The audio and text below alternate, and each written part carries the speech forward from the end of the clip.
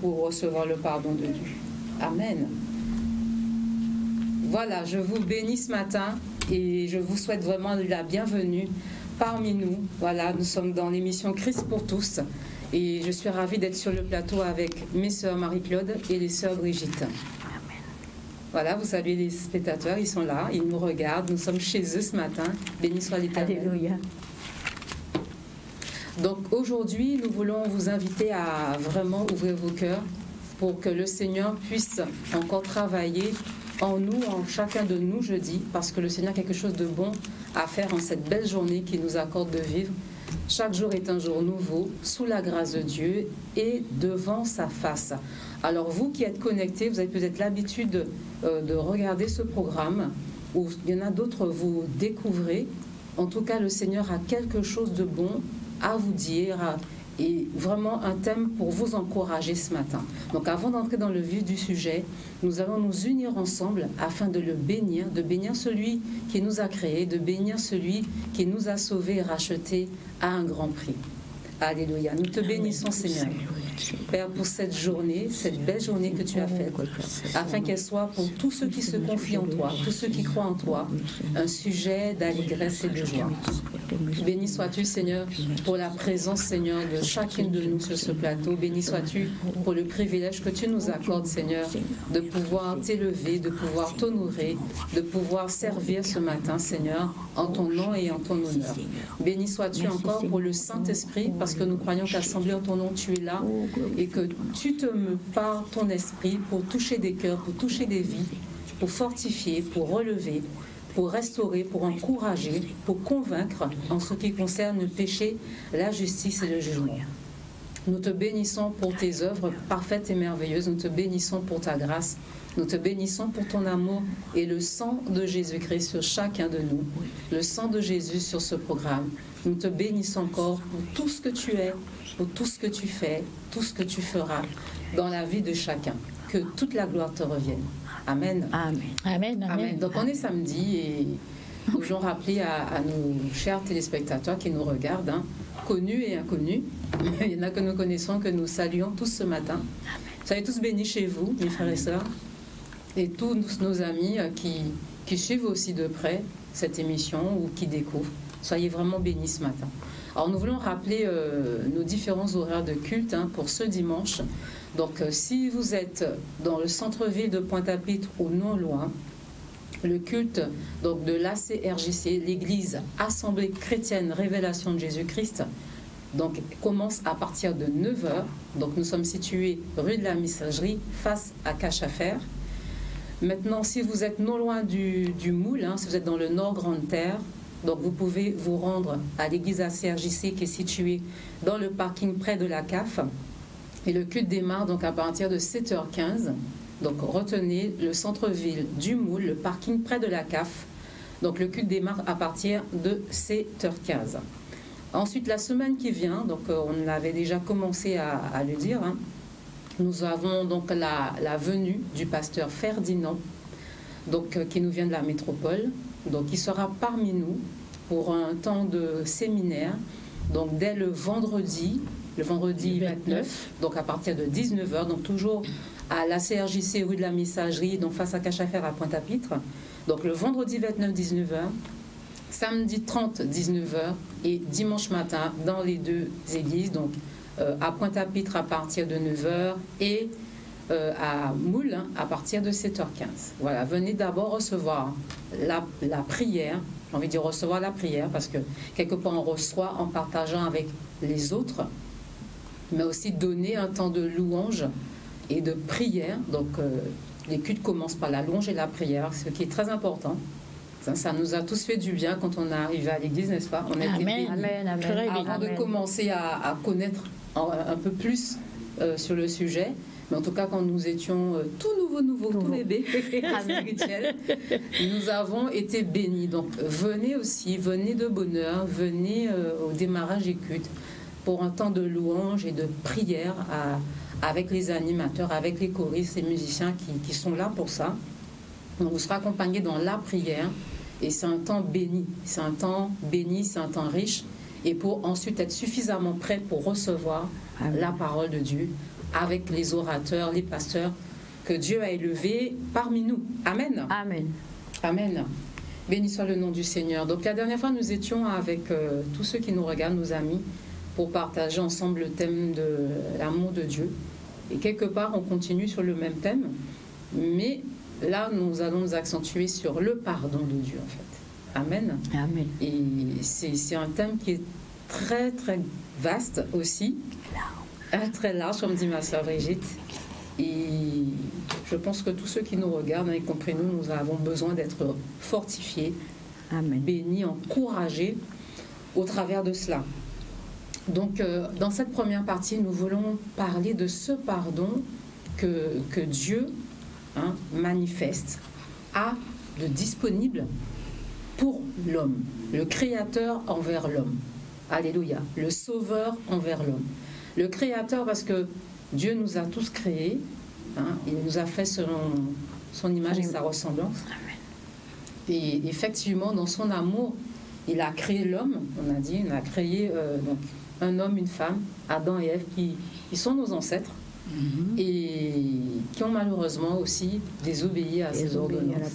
Et donc, pour rétablir cette belle unité, cette belle relation entre l'homme et Dieu lui-même, nous avons vu la dernière fois que Dieu a donné Jésus-Christ.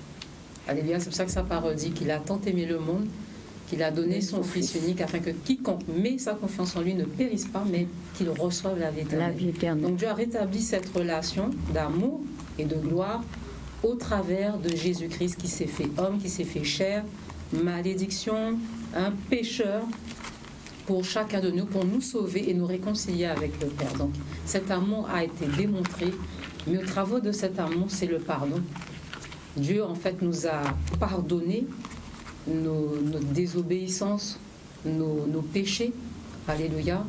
Et ce matin, nous voulons aussi nous encourager que c'est possible de recevoir ce pardon. Qu'est-ce que tu voudrais dire là-dessus, ma soeur Marie-Claude? Oui, c'est tout à fait possible de recevoir ce pardon.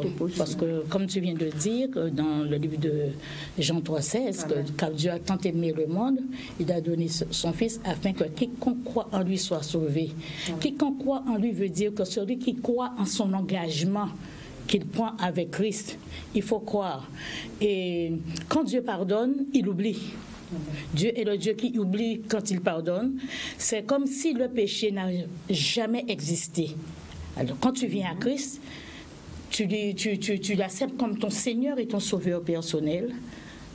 Il t'accorde son pardon parce que c'est comme si ton péché, ce que tu as fait, n'avait jamais existé. Quand vous donnez votre vie à Jésus, votre passé n'est plus. Et vous êtes une nouvelle création en Christ. Ce qui veut dire que le passé n'existe pas. Si quelqu'un, après avoir donné à Christ ta vie, vient te rappeler ton passé, cela ne vient pas de Dieu. Il faut savoir lui dire que mon passé est passé, ma vie est désormais en Jésus-Christ. Je suis là pour aller de l'avant. Parce que Dieu, il a donné son Fils pour nous, parce que le ciel était fermé. Mais il a donné son Fils pour que le ciel soit ouvert à tout le monde, pour que le ciel nous soit ouvert. Mais vous devez revenir à lui.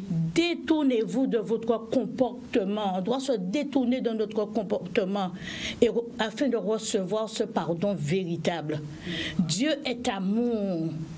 Et son amour est si grand que quand on vient à lui, il ouvre ses deux bras pour nous accueillir. Comme dans le livre de Jean, le père qui a accueilli son fils, le fils prodigue.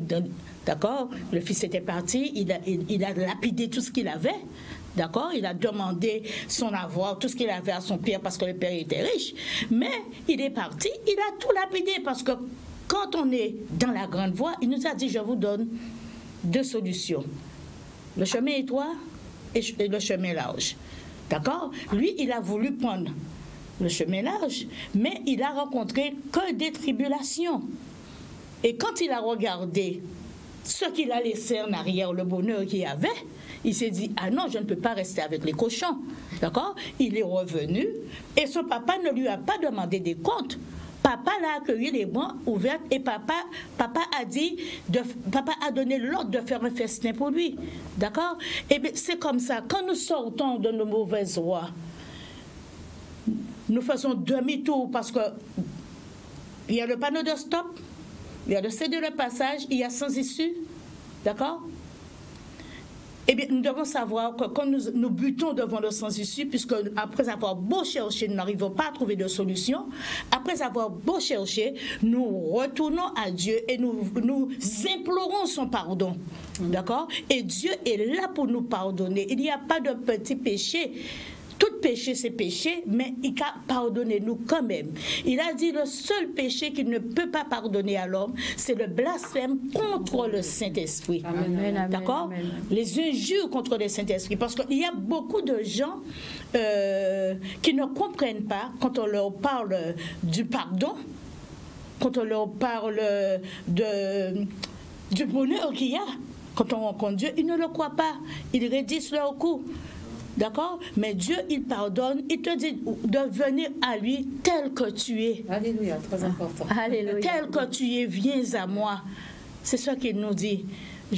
Oui, Alléluia. Vraiment, est-ce que tu voudrais aussi intervenir? Donc, parfois, il y a des personnes qui nous écoutent, des personnes qui ne connaissent pas Christ, parce que la sœur parlait de deux aspects. Donc, il y a ceux qui connaissent Christ, et il y a ceux aussi qui ne le connaissent pas.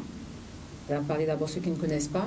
Elle a parlé aussi de ceux qui le connaissent et qui un temps aussi, comme le fils prodigue, donc ce sont ceux qui ont connu Christ et qui un temps se sont refroidis à cause de situations quelconques, d'une manière quelconque, se sont détournés et qui reviennent à Dieu.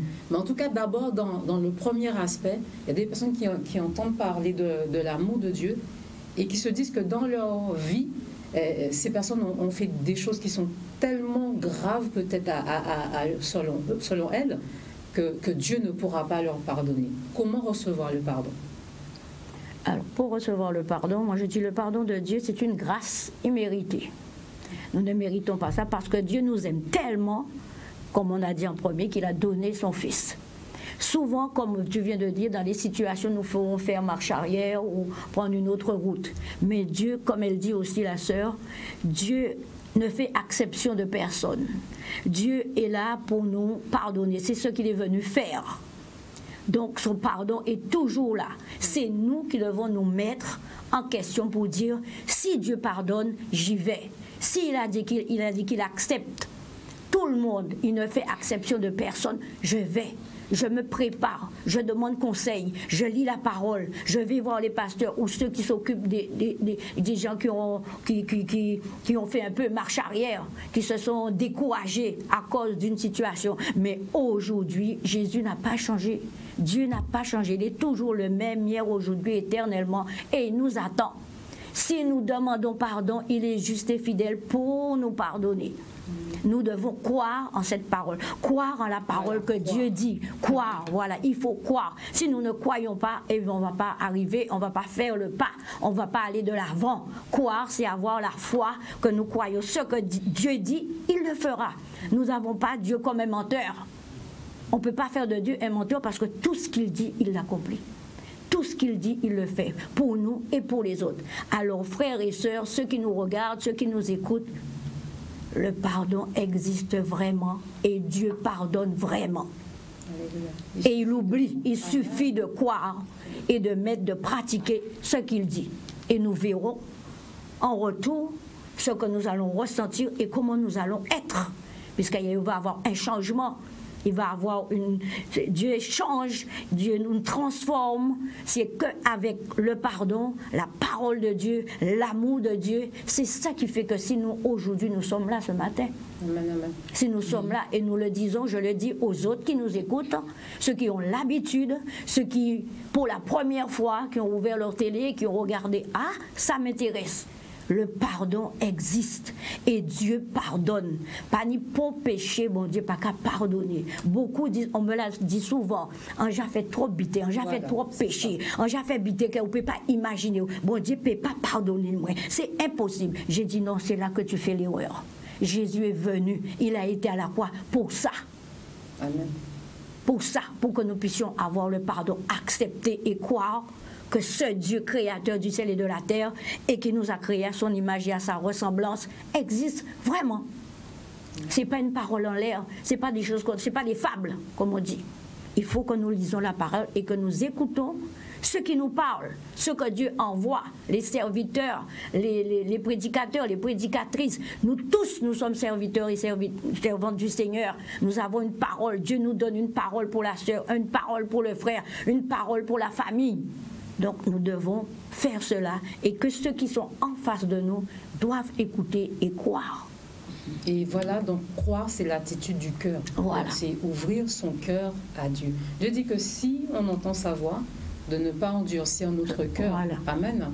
Il y a beaucoup de gens qui ont entendu le message de l'Évangile qui sauve, donc qui, au travers du salut, donc il y a l'amour de Dieu qui est en fait porté, l'amour de Dieu, le pardon, la grâce, et il y en a qui ont remis à demain. Et il y a beaucoup d'histoires, beaucoup d'anecdotes sur cette terre, de personnes donc, qui ont entendu ce message. Le jour est arrivé que tu fasses ton choix. Voilà. Que tu reçoives le pardon de Dieu pour ta vie. Que tu prennes un nouveau départ.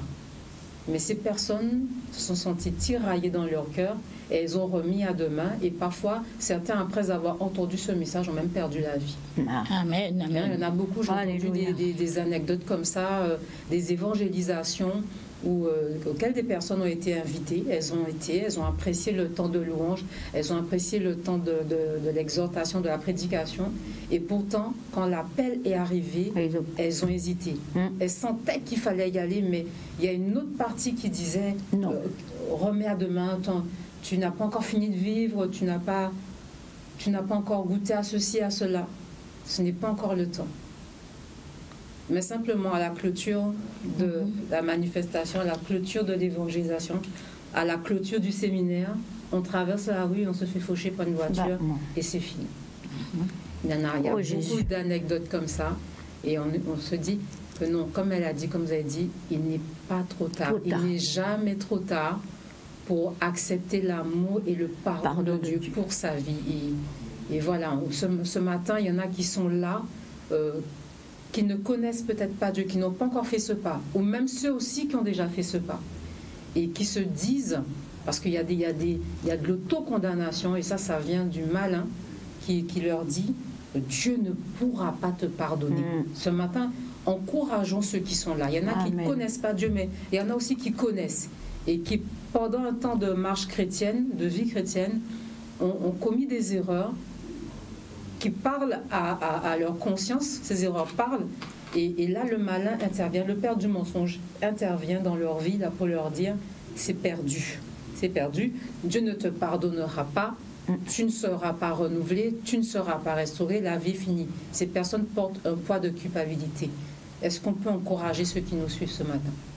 Oui, on peut les encourager, on peut très bien les encourager, parce que quand nous parlons de pardon, nous parlons du passif, ce qui s'est passé à la croix. Comment Jésus a subi. Amen. Mais nous devons nous poser la question, mais pourquoi nous ne pouvons pas arriver à cela? Même en qualité d'enfants de Dieu qui ont donné Christ leur vie, beaucoup n'arrivent pas à pardonner comme il se doit. J'ai l'exemple, et c'est quelque chose que j'ai vécu en direct, c'était en live. Une sœur, je dis une sœur parce qu'elle a donné à Christ sa vie, elle a été baptisée, tout. Et puis, avec quelqu'un d'autre, ils ont monté une affaire. Et vraiment, quand il y a de l'argent, c'est la guerre des nerfs. Il y a eu problème, et problème grave.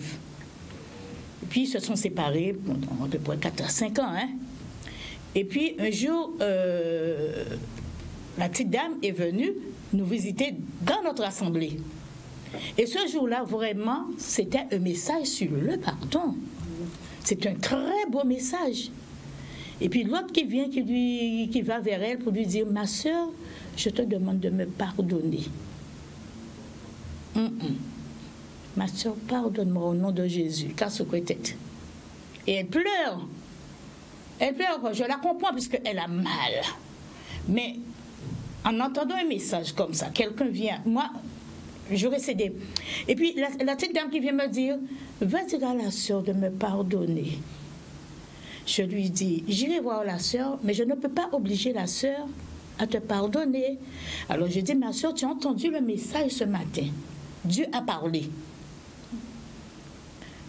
C'est à toi de prendre la décision de pardonner ou ne pas pardonner, mais moi, je ne peux pas le faire à ta place. Elle a dit catégoriquement, non, je ne pardonnerai jamais cette personne-là. Alors, pour consoler la petite dame, je lui ai dit, tu sais, ma soeur, ne t'inquiète pas. Dieu est Dieu. Toi, tu as fait ta part. Tu as fait ce que tu avais à faire et laisse Dieu faire à travers ça.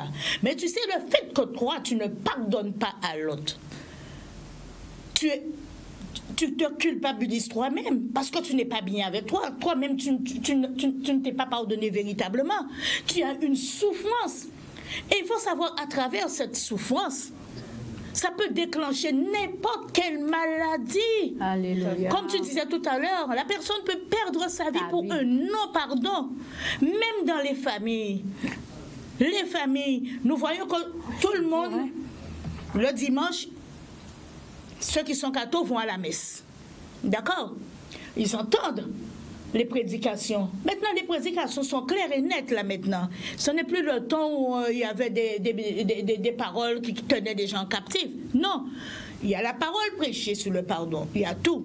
Mais les gens, en arrivant pour s'exprimer pour un véritablement pardon, leurs cœurs sont fermés. Alléluia. Leurs cœurs sont fermés. Et quand toi tu viens, à plusieurs reprises dans la famille, tu dis, bon, je pense que je vous ai offensé, je vous demande pardon. Parce que bon Dieu dit nous pardonner, toujours pardonner. Alléluia. Mais on sent qu'il y a un frein. Quand tu arrives, déjà, il y a une barrière. Ah, vous avez fait pardon à Oula, ça, nous avons arrêté vers ça. D'accord? Mais qu'est-ce que tu peux dire? Là, tu sais que tu es dans ton droit devant le Seigneur, tu t'écrases et tu continues dans la joie, mais tu continues à prier pour eux. Amen. Et quand tu continues à prier pour ta famille, tôt ou tard, il arrivera quelque chose où ils se mettront en direct devant la face de Dieu. Amen. Parce que nous aussi, nous étions dedans. Jusqu'à quel point Dieu peut-il pardonner? Nous aussi. Il est écrit dans Ésaïe 53 au verset 6 qui dit tout d'abord, voilà, nous étions tous errants comme des brebis. Chacun suivait sa propre voie.